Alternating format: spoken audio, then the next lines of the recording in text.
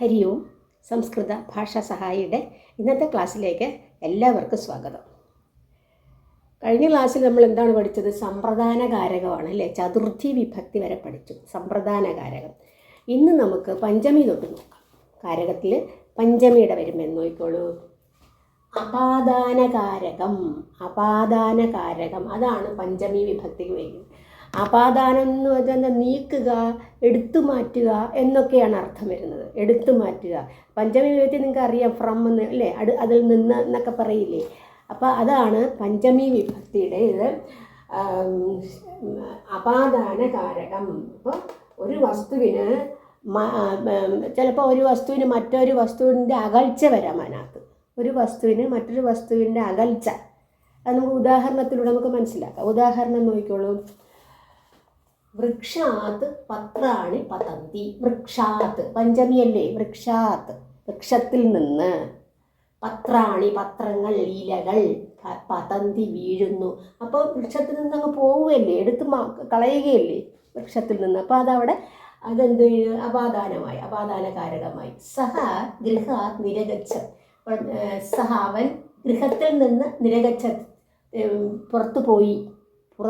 അപ്പോൾ ഇതാണ് ഇവിടെ ക്രിയ അല്ലെങ്കിൽ ധാതു. അതുമായിട്ട് ബന്ധപ്പെട്ടാണ് പഞ്ചമി വിഭക്തി വരുന്നത് അല്ലേ. അപ്പോൾ ഗൃഹത്തിൽ നിന്ന് പോയി, അപ്പോൾ അതെടുത്ത് മാറ്റിയതുപോലെയല്ലേ. അതുപോലെ ഹിമാലയാത്ത് ഗംഗാ പ്രവഹതി. പ്രവഹതിയാണ് ഇവിടുത്തെ ക്രിയ. പ്രവഹിക്കുന്നു. എന്ത് പ്രവഹിക്കുന്നു? ഗംഗാ നദി പ്രവഹിക്കുന്നു. എവിടെ നിന്ന്? ഹിമാലയാത്. അതും പഞ്ചമി, ഹിമാലയത്തിൽ നിന്ന്. അപ്പോൾ അവിടെ നിന്ന് പോവുകയല്ലേ. അപ്പോൾ അത് വന്നപ്പോഴത്തേക്ക് അവിടെ അതുപോലെ അപാദാനകാരകമായ പഞ്ചമി. അടുത്തത് ഛാത്രാഹ അധ്യാപകാത് വിദ്യാം ഗൃണ്ണന്തി. ഛാത്രാഹ സ്റ്റുഡൻസ്, വിദ്യാർത്ഥികൾ. ഇവിടെ ഗൃണ്ണന്തിയാണ് അവിടുത്തെ ക്രിയ. അത് ഗൃണ്ണന്തിനെ ഗ്രഹിക്കുന്നു എന്നൊക്കെ അർത്ഥത്തിൽ. ഛാത്രാഹ കുട്ടികൾ, അധ്യാപകാത് അധ്യാപകരിൽ നിന്ന്, വിദ്യാം വിദ്യയെ എന്താണ്? അത് ദ്വിതീയ വിഭക്തി. വിദ്യാം ഗൃണ്ണന്തി ഗ്രഹിക്കുന്നു. അധ്യാപകരിൽ നിന്ന് പുറത്തേക്ക് വരുന്നതല്ലേ കുട്ടികൾ സ്വീകരിക്കുന്നത് അല്ലേ. അപ്പോൾ അവിടെ നിന്ന് പുറത്തേക്ക് പോകുന്നു എന്നുള്ളത്. അപ്പോൾ അങ്ങനെ വരുന്നതാണ് അപാദാന കാരകം. അപ്പോൾ എന്തെന്ന് പറഞ്ഞു? അതായത് ഒരു വസ്തുവിന് മറ്റൊരു വസ്തുവിൻ്റെ അകൽച്ചയാണത് കാണിക്കുന്നത്. ഇനി നമുക്ക് ഷഷ്ടി വിഭക്തി എന്താണെന്ന് നോക്കാം. ഷഷ്ടി വിഭക്തി എന്ന് പറയുന്നത് സാധാരണ കാരകം എന്ന് പറയുമ്പോൾ ക്രിയ നടക്കാൻ കാരണമാകുന്നതെല്ലാം അതിൻ്റെ കാരകങ്ങളാകുന്നു. പക്ഷേ ഈ ഷഷ്ടി വിഭക്തിയിൽ എന്താണ്? അത് കാരണമല്ല, ക്രിയ നടക്കാൻ കാരണമാകുന്നില്ല. അത് ഒരു ബന്ധത്തെ മാത്രമാണ് കാണിക്കുന്നത്, ഒരു ബന്ധം. അതുകൊണ്ട് അവിടെ സംബന്ധ എന്ന് വേണമെങ്കിൽ പറയാം, കാരകമായിട്ട് പറയുന്നില്ല. കാരകം എന്ന് പറയുമ്പോൾ ക്രിയയുമായിട്ട് ബന്ധം വേണം. ക്രിയ നടക്കാൻ കാരണമാകുന്നതെല്ലാം കാരകങ്ങളാണെന്നാണ് പറഞ്ഞിട്ടുള്ളത്. അപ്പോൾ ഇവിടെ ഷഷ്ടി വിഭക്തി സംബന്ധ എന്ന് വേണമെങ്കിൽ പറയാം. സംബന്ധയാണ് ഷഷ്ടി വിഭക്തിക്ക് പറയുന്നത്. അപ്പോൾ ക്രിയ നടക്കാൻ ഇതിൻ്റെ ആവശ്യമില്ല. ഇത് എന്തിനെ കാണിക്കുന്നു? ബന്ധത്തെ മാത്രമാണ് കാണിക്കുന്നത്. ഉദാഹരണങ്ങളിലൂടെ നമുക്ക് നോക്കാം. ദശരഥസ്യ പുത്രഃ. ദശരഥസ്യ എന്ന് പറയുമ്പോൾ ഷഷ്ടി ഏകവചനമല്ലേ, ദശരഥൻ്റെ പുത്രൻ. അപ്പോൾ അത് പുത്രനുമായിട്ടുള്ള ബന്ധം കാണിക്കുകയാണ്. അതുപോലെ മനുഷ്യസ്യ സ്വഭാവഃ, മനുഷ്യൻ്റെ സ്വഭാവവുമായിട്ട് കാണിക്കുകയാണ്. പിന്നെ സജ്ജനാനാം കീർത്തി, സജ്ജനങ്ങളുടെ കീർത്തി.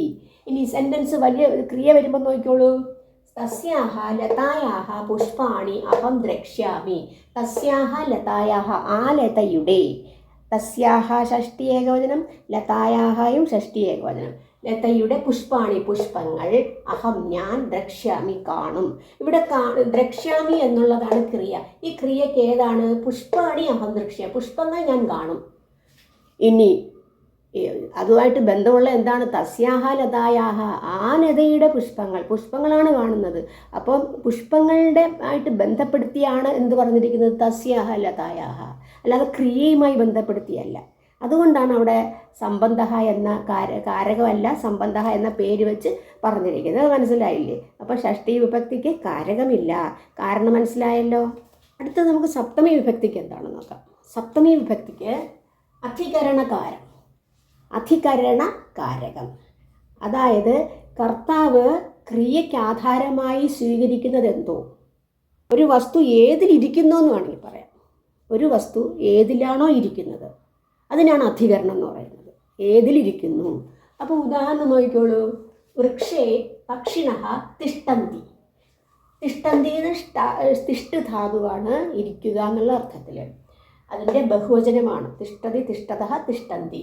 പക്ഷിണഃ തിഷ്ടന്തി, പക്ഷികൾ. പക്ഷി, പക്ഷിണോ, പക്ഷിണഃ പ്രഥമ വിഭക്തി ബഹുവചനമാണ്. പക്ഷിണഃ തിഷ്ടന്തി, പക്ഷികൾ ഇരിക്കുന്നു. എവിടെ? വൃക്ഷേ, വൃക്ഷത്തിൽ. അപ്പോൾ അധികരണമായില്ലേ. അപ്പോൾ ഒരു വസ്തുവിൽ ഇരിക്കുകയാണ് പക്ഷികൾ. പക്ഷികൾ ഇരിക്കുകയാണ്. അപ്പോൾ ഇതുമായിട്ട് ബന്ധമുണ്ടല്ലോ, ക്രിയയായിട്ട് ബന്ധമുണ്ട്. വൃക്ഷത്തിൽ ഇരിക്കുന്ന പക്ഷികളാണ്. വൃക്ഷത്തിൽ പക്ഷികൾ ഇരിക്കുന്നു. അതുപോലെ ജലേ മത്സ്യാഹ നിവസന്തി. നിവസന്തി വസിക്കുന്നു. അതും പ്രഥമപുരുഷ ബഹുവചനമാണ്. മത്സ്യാഹ മത്സ്യങ്ങൾ. എവിടെ? ജലേ, ജലത്തിൽ മത്സ്യങ്ങൾ ഇരിക്കുന്നു. വസിക്കുന്നു, ഇരിക്കുന്നു അല്ല, വസിക്കുന്നു. നിവസന്തി വസിക്കുന്നു. തസ്മിൻ വനേ ഏകഃ ക്രൂരഃ സിംഹഃ അവസത്. തസ്മിൻ വനേ അവസത്ത്, വസിക്കുന്നു, വസിച്ചിരുന്നു അല്ല, പാസ്റ്റ് ടെൻസ് അല്ലേ. ആരെ? ക്രൂരഃ സിംഹ, ക്രൂരനായ സിംഹം വസിക്കുന്നു. എവിടെ? വസിച്ചിരുന്നു. എവിടെ? തസ്മിൻ വനേ, ആ വനത്തിൽ. അതും അതിനുള്ളിൽ, ഇതിനകത്താണ്. അപ്പോൾ അത് അധികരണമല്ലേ. അപ്പോൾ അങ്ങനെ അധികരണമാണ്. കാരകമാണ് സപ്തമി വിഭക്തി. അപ്പോൾ എല്ലാ കാരകങ്ങളും കഴിഞ്ഞു. കാരകം ഞാൻ ഡീറ്റെയിൽ ആയിട്ട് പറഞ്ഞില്ല. ഡീറ്റെയിൽ ആയിട്ട് ഒരുപാട് ക്ലാസ്സിൽ കാണാം. ഓരോന്നായിട്ട് മാറ്റി മാറ്റി പറയേണ്ടി വരും. അപ്പോൾ ഇത് നിങ്ങൾക്കൊന്ന് മനസ്സിലാക്കാൻ വേണ്ടിയിട്ട് മാത്രം പറഞ്ഞിരിക്കുന്നതാണ്. അപ്പോൾ 7 വിഭക്തികളുടെയും കാരകങ്ങൾ മനസ്സിലാക്കി കഴിഞ്ഞു. അപ്പോൾ ഇന്നത്തെ ക്ലാസ് ഇവിടെ പൂർണ്ണമാകുകയാണ്. അടുത്ത ക്ലാസ്സിൽ മറ്റൊരു വിഷയവുമായി ഞാൻ വരുന്നതാണ്. അതുവരെ നന്ദി, നമസ്കാരം.